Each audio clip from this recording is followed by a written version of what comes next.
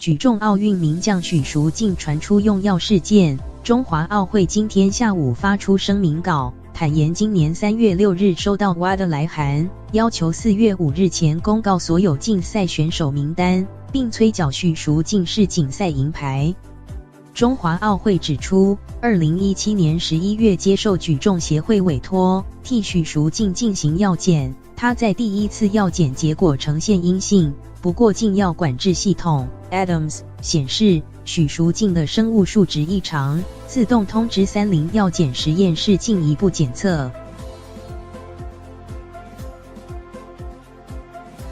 2018年1月17日，30药检实验室提送 IRMS 检测报告，经检测后确认检体含有塞内外禁用物质，由外部施用内生性合成代谢雄性荷尔蒙，认定许淑净有用药。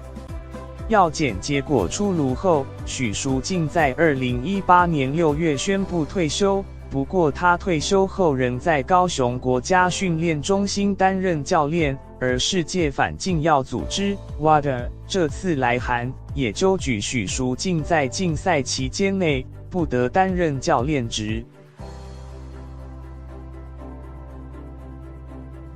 中华奥会收到 WADA 来函后，也转知体育署、国训中心与各单项协会，而许淑净也自国训中心离职。